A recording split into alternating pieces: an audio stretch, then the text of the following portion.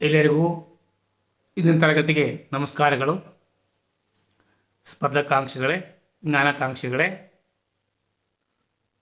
ನಿಮ್ಮೆಲ್ಲರಿಗೂ ಈ ತರಗತಿಯ ಸ್ವಾಗತ. ನಾನಿಂದು ತಂದಿರುವ ವಿಷಯ ವಸ್ತು ನೋಬೆಲ್ ಪ್ರಶಸ್ತಿಗಳ ಬಗ್ಗೆ.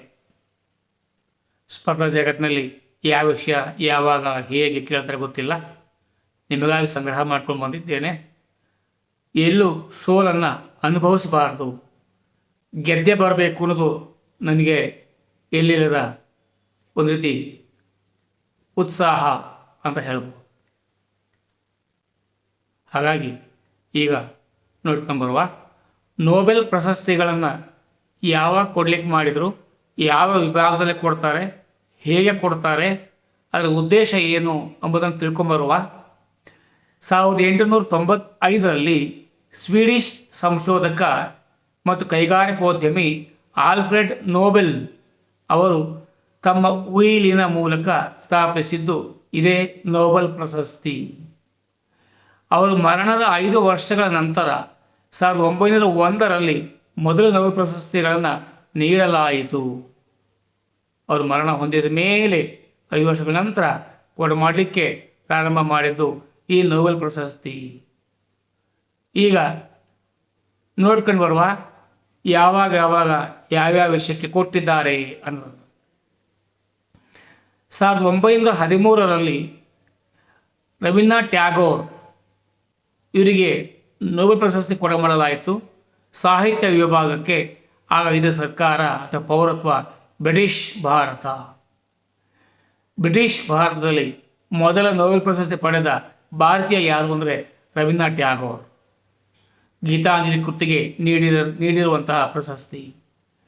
1930ರಲ್ಲಿ ಸಿ ವಿ ರಾಮನ್ ರವರಿಗೂ ಕೂಡ ನೋಬೆಲ್ ಬಹುಮಾನವನ್ನು ನೀಡಲಾಯಿತು. ಭೌತಶಾಸ್ತ್ರ ವಿಷಯಕ್ಕೆ ನೀಡಿದ್ದು ಬ್ರಿಟಿಷ್ ಭಾರತ.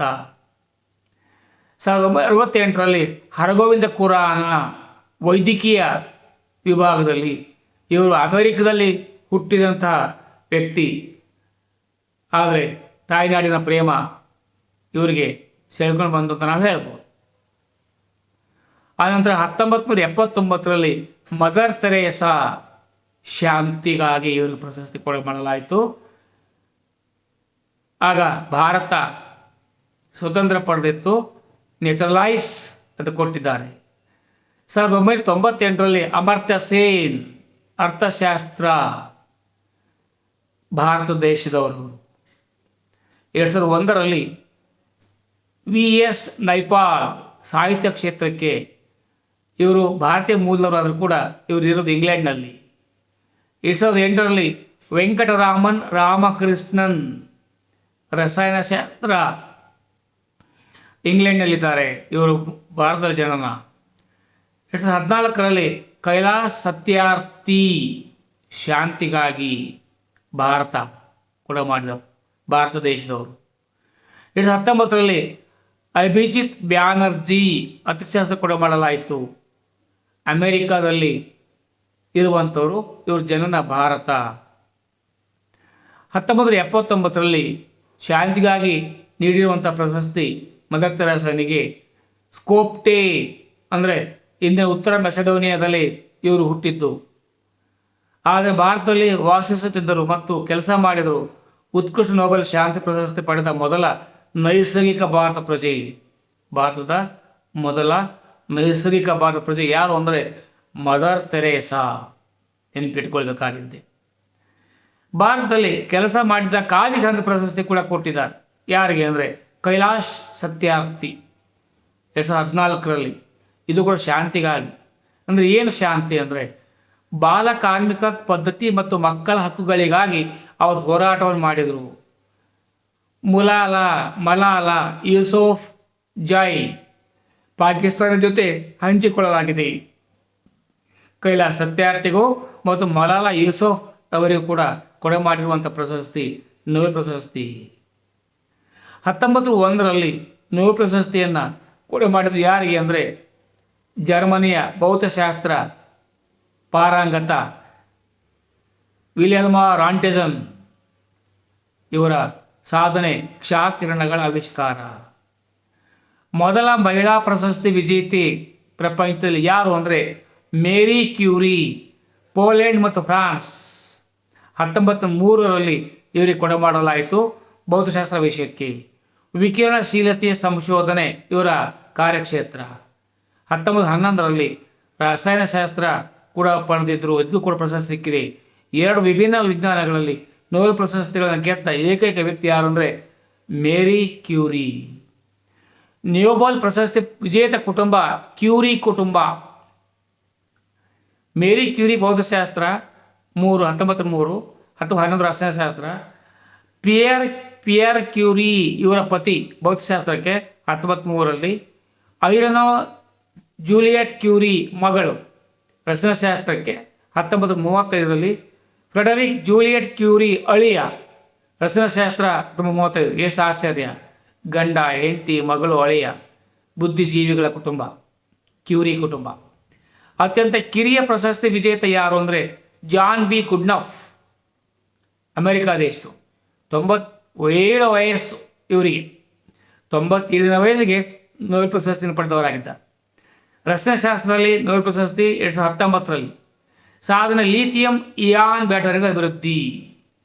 ಕಿರಿಯ ಪ್ರಶಸ್ತಿ ಮಲಾಲಾ ಯೂಸಫೈ, ಪಾಕಿಸ್ತಾನ. 17 ವಯಸ್ಸಿನ ಮಗು. 2014ರಲ್ಲಿ ನೊಬೆಲ್ ಶಾಂತಿ ಪ್ರಶಸ್ತಿ ಸಿಕ್ಕಿತು. ಒಂದು ಸಂಸ್ಥೆಗೆ ಅತಿ ಹೆಚ್ಚು ನೊಬೆಲ್ ಪ್ರಶಸ್ತಿಗಳು. ಅಂತಾರಾಷ್ಟ್ರೀಯ ರೆಡ್ ಕ್ರಾಸ್ ಸಮಿತಿ ಶಾಂತಿ ಪ್ರಶಸ್ತಿ 3 ಬಾರಿ, 1917, 1914, 1963. ಒಬ್ಬ ವ್ಯಕ್ತಿಯಿಂದ ಅತಿ ಹೆಚ್ಚು ನೊಬೆಲ್ ಪ್ರಶಸ್ತಿಗಳು ಪಡೆದಿದ್ದು ಯಾರು ಅಂದರೆ ಲೀನಸ್ ಪೌಲಿಂಗ್, ಅಮೆರಿಕ ದೇಶದವರು. 2 ಹಂಚಿಕೊಳ್ಳದ ನೊಬೆಲ್ ಪ್ರಶಸ್ತಿಗಳು. ರಸಾಯನಶಾಸ್ತ್ರ 1954, ಶಾಂತಿಗಾಗಿ 1962.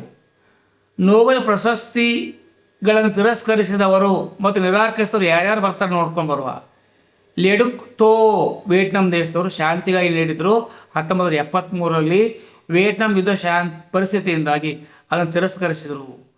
ಬೋರಿಸ್ ಪಾಸ್ವನಾಕ್ 1958ರಲ್ಲಿ ಸಾಹಿತ್ಯ ಕ್ಷೇತ್ರಕ್ಕೆ ನೀಡಲಾಗಿತ್ತು. ಸೋವಿಯತ್ ಅಧಿಕಾರಿಗಳನ್ನು ನಿರಾಕರಿಸಲು ಒತ್ತಾಯಿಸಲಾಯಿತು. ರಿಚರ್ಡ್ ಖುನಾ, ಅಡಾಲ್ಫೋ ಬೊಡೆನ್ನಂಜ್, ಗೆರಾ ಡೊಮಾಗ್ನೋ, ಜರ್ಮನ್ ವಿಜ್ಞಾನಿಗಳು ನಾಜಿ ಆಡಳಿತದಲ್ಲಿ ತಿರಸ್ಕರಿಸಲು ಒತ್ತಾಯಿಸಲ್ಪಟ್ಟಿದ್ದರು. ಆದರೂ ನಂತರ ಪದಕವನ್ನು ಸ್ವೀಕರಿಸಿದರು. ಭಾರತೀಯ ನೊಬೆಲ್ ಪ್ರಶಸ್ತಿ ಪುರಸ್ಕೃತರು ಇವುಗಳ ಹೇಳಿದ್ದನ್ನೇ ಮತ್ತೊಮ್ಮೆ ಪುನರಾವರ್ತನೆ ಮಾಡುವ. ರವೀಂದ್ರನಾಥ್ ಟ್ಯಾಗೋರ್ 1913 ಸಾಹಿತ್ಯ ಕ್ಷೇತ್ರ. ಗೀತಾಂಜಲಿ ಆಳವಾದ, ಸೂಕ್ಷ್ಮ, ತಾಜಾ ಮತ್ತು ಸುಂದರವಾದ ಕಾವ್ಯಕೃತಿ. ಸಾಹಿತ್ಯದಲ್ಲಿ ನೊಬೆಲ್ ಪ್ರಶಸ್ತಿ ಪಡೆದ ಮೊದಲ ಏಷ್ಯನ್ ಮತ್ತು ಮೊದಲ ಯುರೋಪಿಯನ್ ಅಲ್ಲದವರು. ವಿಜ್ಞಾನದಲ್ಲಿ ಮೊದಲ ಭಾರತೀಯ ನೊಬೆಲ್ ಪ್ರಶಸ್ತಿ ವಿಜೇತ CV ರಾಮನ್ 1930ರಲ್ಲಿ. ಭೌತಶಾಸ್ತ್ರ ರಾಮನ್ ಪರಿಣಾಮ, ಬೆಳಕಿನ ಚದುರುವಿಕೆ. ವಿಜ್ಞಾನ ವಿಭಾಗದಲ್ಲಿ ನೊಬೆಲ್ ಪ್ರಶಸ್ತಿ ಪಡೆದ ಮೊದಲ ಏಷ್ಯನ್. ಇತ್ತೀಚಿನ ಭಾರತೀಯ ನೊಬೆಲ್ ಪ್ರಶಸ್ತಿ ವಿಜೇತರು ಅಭಿಜಿತ್ ಬ್ಯಾನರ್ಜಿ 1919. ಜಾಗತಿಕ ಬಡತನವನ್ನು ನಿವಾರಿಸಲು ಪ್ರಾಯೋಗಿಕ ವಿಧಾನಕ್ಕಾಗಿ ಇಂಡಿಯನ್ ಅಮೇರಿಕನ್ ಎಸ್ತರ್ ಡಪ್ಲೋ ಮತ್ತು ಮೈಕೆಲ್ ಕ್ರೆಮರ್ ಅವರೊಂದಿಗೆ ಹಂಚಿಕೊಂಡಿದ್ದಾರೆ. ಅತ್ಯಂತ ಕಿರಿಯ ಭಾರತ ಪ್ರಶಸ್ತಿ ವಿಜೇತ ಯಾರು ಅಂತ ಕೇಳಿದ್ರೆ ಇನ್ನು 30 ವರ್ಷದೊಳಗಿನ ಪ್ರಶಸ್ತಿ ಪಡೆದಿಲ್ಲ. ನೊಬೆಲ್ ಪ್ರಶಸ್ತಿ ಪಡೆದ ಏಕೈಕ ಭಾರತೀಯ ಮಹಿಳೆ. ಪ್ರತಿ ವರ್ಷ ಅಕ್ಟೋಬರ್ ತಿಂಗಳಲ್ಲಿ ಯಾರಿಗೆ ನೊಬೆಲ್ ಪ್ರಶಸ್ತಿ ಕೊಡಬೇಕು ಅಂತ ಘೋಷಣೆ ಆಗುತ್ತೆ. ಪ್ರಧಾನ ಆಗೋದು ಡಿಸೆಂಬರ್ 10ರಲ್ಲಿ ನೊಬೆಲ್ ರವರ ಮರಣ ವಾರ್ಷಿಕೋತ್ಸವ. ಡಿಸೆಂಬರ್ 10 ನೊಬೆಲ್ ರವರ ಮರಣ ವಾರ್ಷಿಕೋತ್ಸವ ಇರೋದ್ರಿಂದ ಆ ಡಿಸೆಂಬರ್ ತಿಂಗಳಲ್ಲಿ ಕೊಡ್ಲಿಕ್ಕೆ ಮಾಡ್ತಾ ಇದ್ದಾರೆ. ಹಂಗಾರೆ ಪ್ರಶಸ್ತಿ ವಿಜೇತರು ಏನೇನು ಪಡ್ಕೊಳ್ತಾರೆ? ಚಿನ್ನದ ಲೇಪಿತ ಪದಕ, ವೈಯಕ್ತಿಗೊಳಿಸಿದ ಡಿಪ್ಲೊಮೊ, ವಿತ್ತೀಯ ಪ್ರಶಸ್ತಿ ಸುಮಾರು 11 ಬಿಲಿಯನ್ SEK, ಅಂದಾಜು $1 ಮಿಲಿಯನ್ USD. ನೊಬೆಲ್ ಪ್ರಶಸ್ತಿಗಳನ್ನು 6 ವಿಭಾಗಕ್ಕೆ ಕೊಡಮಾಡಲಾಗ್ತದೆ. ಹಾಗಾಗಿ ನಾನು ನಿಮಗೆ 2025ರಲ್ಲಿ ಯಾರ್ಯಾರಿಗೆ ನೊಬೆಲ್ ಪ್ರಶಸ್ತಿಯನ್ನು ನೀಡಿದ್ದಾರೆ ಎಂಬ ಮಾಹಿತಿಯನ್ನು ಸಂಗ್ರಹಿಸ್ಕೊಂಡು ಬಂದು ನೀಡಿದ್ದೇನೆ. ಚೆನ್ನಾಗಿ ಅಭ್ಯಾಸ ಮಾಡಿಕೊಳ್ಳಿ, ಮುಂದಕ್ಕೆ ಮಾಡಿಕೊಳ್ಳಿ. ಪರೀಕ್ಷಾ ಸಾಧನೆಗೆ ಇದು ಒಂದು ಮೆಟ್ಟಿಲಾಗಿರಲಿ ಎಂದು ಹೇಳುತ್ತಾ ಸಂಚಿಕೆ ಮುಗಿಸ್ತಾ ಇದ್ದೇನೆ. ಎಲ್ಲರಿಗೂ ಶುಭವಾಗಲಿ. ಜೈ ಹಿಂದ್, ಜೈ ಕರ್ನಾಟಕ, ಜೈ ಭಾರತ್ ಮಾತೆ.